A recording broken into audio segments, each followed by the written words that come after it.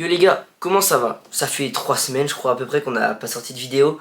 J'ai un peu la voix cassée, vous m'excuserez, c'est à cause de tous les transports, la clim des trains, etc. J'étais pas trop habitué. Et en gros, pendant mes vacances, j'étais dans un endroit qui s'appelle le Château d'Alray. Donc le Château d'Alray, qu'est-ce que c'est? C'est un endroit donc en Auvergne, vers Saint-Privat-du-Dragon. Donc c'est un sort de grand château où on se regroupe vers 80 ou 100. Donc c'est créé par l'association Le Petit Prince. Et il y a plein d'activités par groupe d'âge ou en famille. Donc les groupes d'âge c'est les tout petits, puis les pré-ados et les ados, donc de 14 à 18 ans, voilà. Puis les adultes. C'est super, c'est un super endroit, c'est super cool. Voilà. Et là-bas, il y a plein d'activités proposées. Des activités en groupe le matin et des activités qu'on peut faire en famille ou tout seul l'après-midi. Et dans ce château, qu'est-ce qu'il y a eu comme activité proposée l'après-midi? De la customisation de sneakers. Et comme vous savez que j'aime un peu les chaussures, quoi, les pieds, j'ai rencontré un artiste suisse qui proposait de faire de la customisation de chaussures. Donc je me suis dit, super, j'allais custom une paire, ça fera peut-être un petit post Insta, pourquoi pas. Et comme je lui ai dit que je faisais des vidéos, il m'a dit, et si on faisait une vidéo ensemble? Je lui ai dit, super, ça fera ma vidéo de retour après 3 semaines, ça va être incroyable. Donc bien sûr, je vais vous expliquer un petit peu comment j'ai fait custom cette chaussure. On est tout de suite parti. Alors pour commencer, la chaussure que j'ai choisi de custom, c'est une Jordan 1. Donc de base elle était toute noire. Voilà, noire, les parties blanches que j'ai laissées. Et j'ai décidé de la custom dans un style un peu cartoon, comme vous pouvez le voir. Il y a eu plusieurs étapes. D'abord, toutes les parties que je voulais recouvrir de peinture, j'ai dû les poncer assez soigneusement.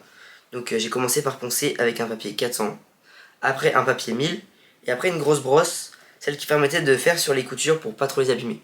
Puis, j'ai fait une sous-couche blanche, voilà, pour pouvoir peindre, parce que sur du noir c'est assez compliqué sans sous-couche. Donc c'est ça, c'était un moment qui était assez cool à faire. Bien sûr, celui qui m'a aidé pour la vidéo, il m'a donné un petit coup de main parce que j'étais pas là tout le temps. Donc il m'a aidé pour le violet un petit peu. Voilà. J'ai choisi de laisser le logo de Jordan parce que pour moi c'est important. J'ai quand même payé une Jordan quoi. Non, voilà. Et après, une fois les 2 couches de violet passées, j'ai décidé de faire des petits traits blancs, voilà, pour que ça rende un petit effet cartoon. Je trouvais ça super. Et en plus, comme je l'ai aidé pour faire les vidéos, il m'a donné quelque chose de spécial à mettre dans ma chaussure. Une puce NFC. Donc faut savoir que lui, il a qu'une seule paire de chaussures qu'à ça. Et en gros, dans la languette, j'ai une petite puce sur ma chaussure. Et quand je la scanne, ça me permet d'ouvrir un site web.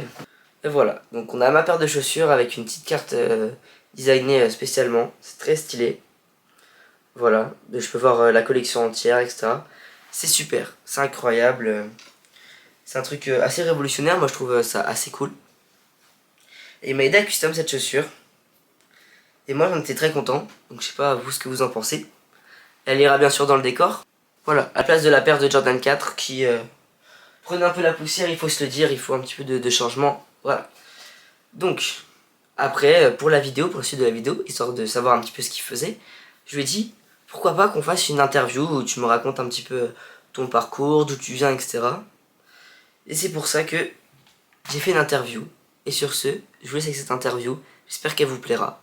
Bon visionnage à tous. Bon les gars, pour continuer cette vidéo, on va partir sur la petite partie interview dont je vous ai parlé. Donc je vais te poser quelques questions, j'espère que ça te convient. Ouais, ça va, je suis prêt. Ok. Donc comment t'appelles-tu et d'où viens-tu? Je m'appelle Eli et je viens de Genève, en Suisse. Ok. En quoi consiste exactement ton travail?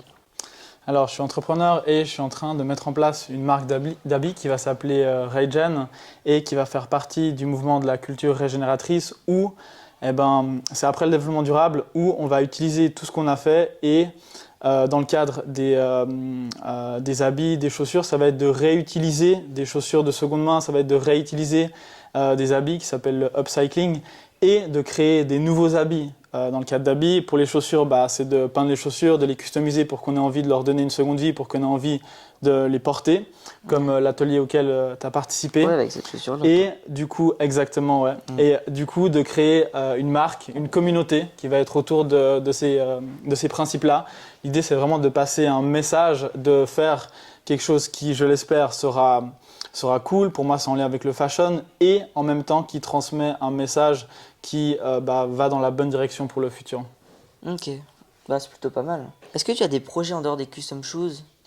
Alors oui, bon, c'est relié à la customisation de chaussures, donc cette culture dont je t'ai parlé, la culture régénératrice, donc du coup il y aura l'aspect vêtements dont je viens de parler, et pour moi ça va avec une nouvelle mentalité aussi. À côté de ça, j'ai un groupe de méditation, j'organise des méditations où je crois, selon moi, je suis en train de partager un message qui est adapté à notre époque. Aujourd'hui on a énormément de voies spirituelles, on a énormément de possibilités parce que à travers Internet, on a accès à de multiples propositions, on va dire, mais il y a beaucoup de choses qui sont attachées ou reliées au passé et aujourd'hui, on a besoin d'un message différent pour les mentalités et les ères d'aujourd'hui. Donc ça, c'est une autre chose que je fais, mais que je relie avec Regen, avec cet aspect de recyclage d'habits parce que c'est aussi transmettre un message non seulement d'espoir, mais aussi d'aller dans la bonne direction pour le futur.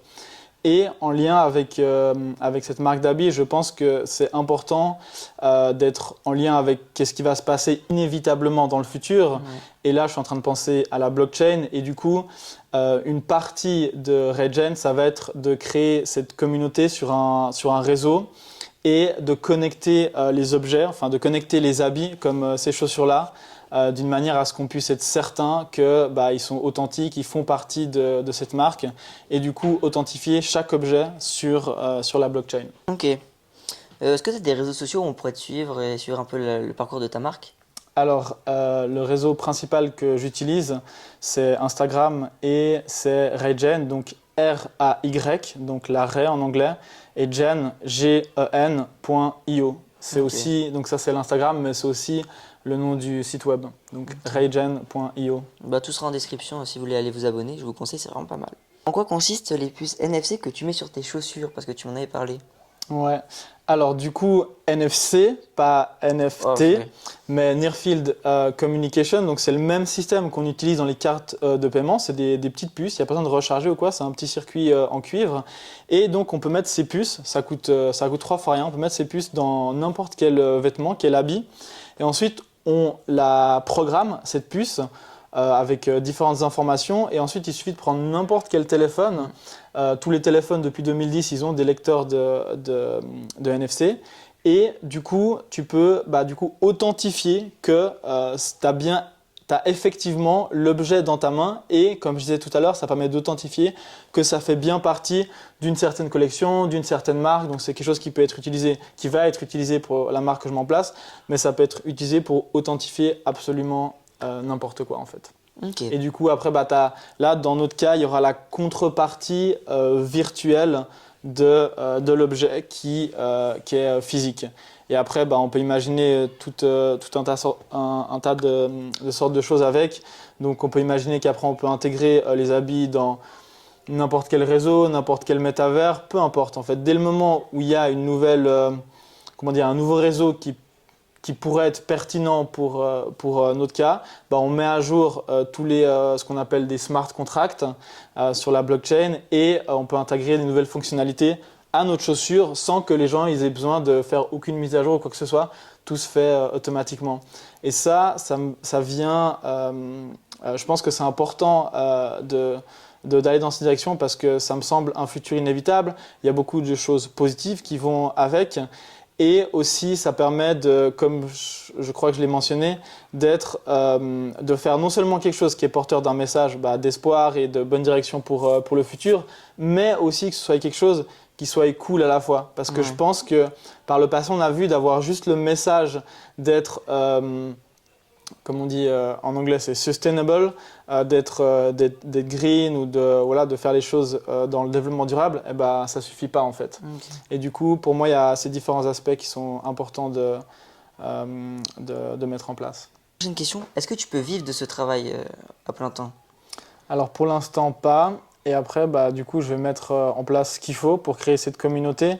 Pour moi, je ne vais pas être un artiste de custom shoes, je ne vais pas être un couturier ou quoi que ce soit. Je veux vraiment créer une communauté et peut-être inviter des designers, inviter des artistes, mais qu'il y ait cet aspect, et je pense que ça fait aussi partie du futur, il y a des communautés qui vont apparaître, et du coup, créer une communauté de Raygen, et du coup, bien sûr, ça va être une conséquence logique du développement de la marque, de la communauté, qu'il y aura besoin de faire, il y aura plus d'argent qui va entrer en jeu et que du coup, bah, logiquement, j'en vivrai dès que ce sera le moment.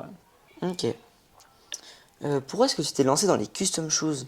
Alors, j'ai commencé à faire les custom shoes parce que j'ai vu simplement une vidéo YouTube. J'avais déjà vu ça, mais ça, dans ma tête, c'était pas quelque chose qui était accessible en fait.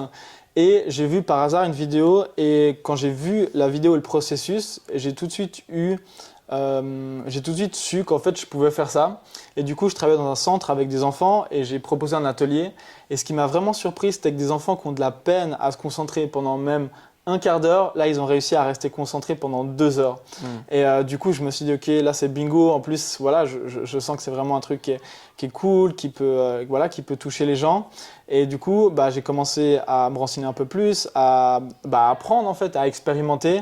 Et j'ai vu à chaque fois, en fait on a commencé à me proposer très rapidement à faire des ateliers à différents endroits. Et du coup bah, j'ai juste suivi en fait l'élan naturel des choses et des propositions qu'on m'a fait. Et puis c'est vraiment quelque chose qui me plaît parce que d'avoir cet aspect, de développer cet aspect créatif, c'est quelque chose qui me plaît beaucoup. Donc ça nourrit plusieurs aspects de moi-même. Et maintenant c'est relié avec l'entrepreneuriat. Du coup les liens ils se sont faits naturellement en fait avec les événements et les associations d'idées. Ok. Je suis arrivé au bout de mes questions, donc je réfléchis si j'en ai quelques-unes en plus. Je t'en prie. Est-ce qu'on peut t'acheter des chaussures? On peut te faire des commandes à distance? Alors, T'expédies ou pas? Alors c'est une bonne question. Donc il y a beaucoup de personnes qui m'ont demandé si je vendais des chaussures. Pour l'instant, je l'ai fait à 1 ou 2 reprises, mais je vais voir, je verrai. En fait, ce que j'ai pas envie, c'est qu'on me demande des choses très précises, qui soient très différentes de ce que moi j'ai envie de faire ou de ce en quoi, dans le côté custom shoes, on va dire que j'ai plus d'affinité ou peut-être je suis meilleur. Mais par contre, une des prochaines étapes, ça va être de lancer une collection. Donc une collection de space boots, donc des bottes de l'espace. Et cette collection-là, elle va être plus ou moins personnalisée. Du coup, je ne sais pas combien de paires il y aura, mais je vais être en contact avec des personnes précises. Elles n'auront pas complètement leur mot à dire sur comment je vais les faire, mais peut-être au niveau des couleurs ou de certaines choses ou de certains thèmes. Et du coup, là, oui, ce sera certainement une vente aux enchères qu'il y aura pour chaque paire de chaussures. Et l'idée, c'est de lancer un nouveau type en anglais on dit asset.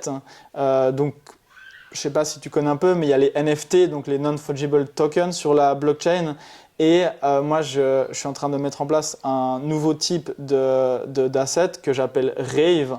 Et en anglais, c'est Real Assets Virtually Extended. Donc, c'est des objets réels qui sont étendu virtuellement. Et en fait, ce dont j'ai parlé tout à l'heure, c'est d'associer, pour faire simple, comme une sorte de mini-ordinateur à un objet, par exemple. Ça peut être des objets simples, comme une chaussure ou un habit.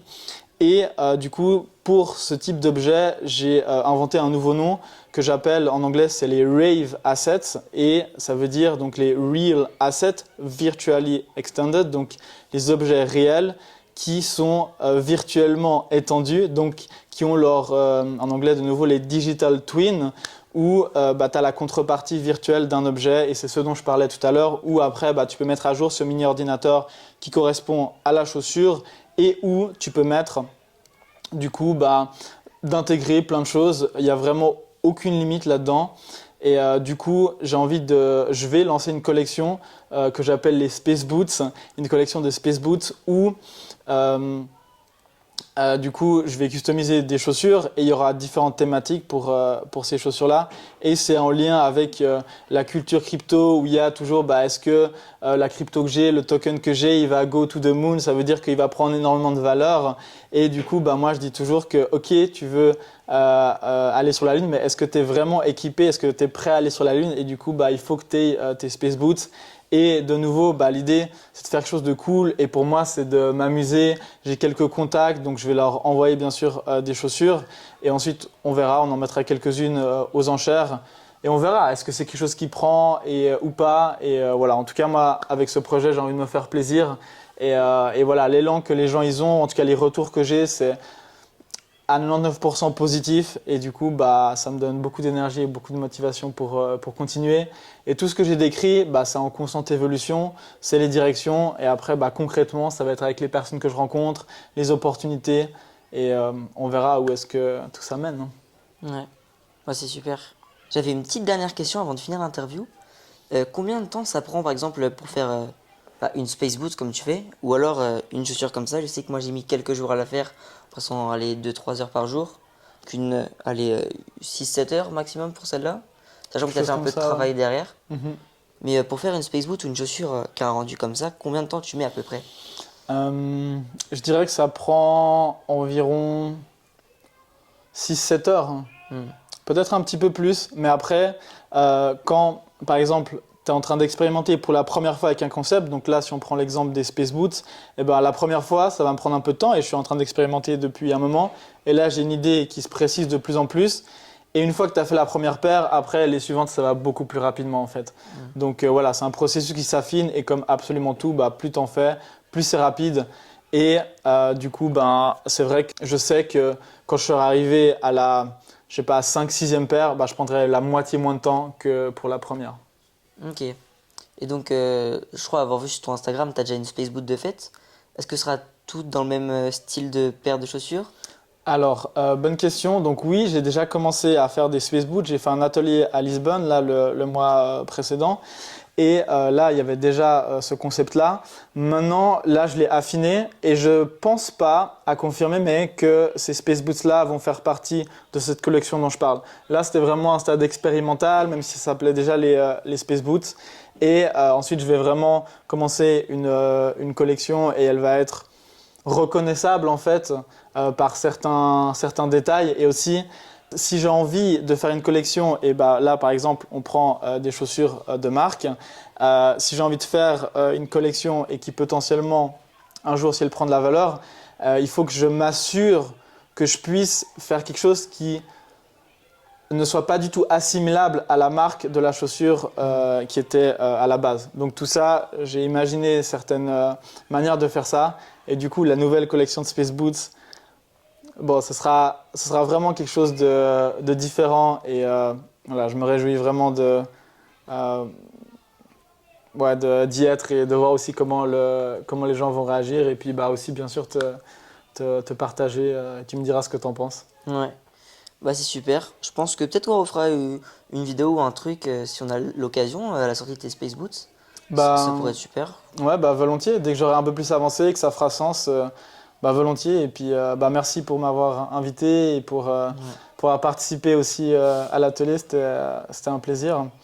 Euh, voilà, moi j'ai eu beaucoup de plaisir au château avec tous les participants et puis que t'aies pu me raviver cette paire de chaussures. C'est magnifique. Bravo. Ouais. Bah merci. Et bah à une prochaine alors. À une prochaine. Bon les gars, on va finir cette vidéo là-dessus. Je vous souhaite une bonne soirée. On se dit à la semaine prochaine. C'est Nalo les gars. Salut.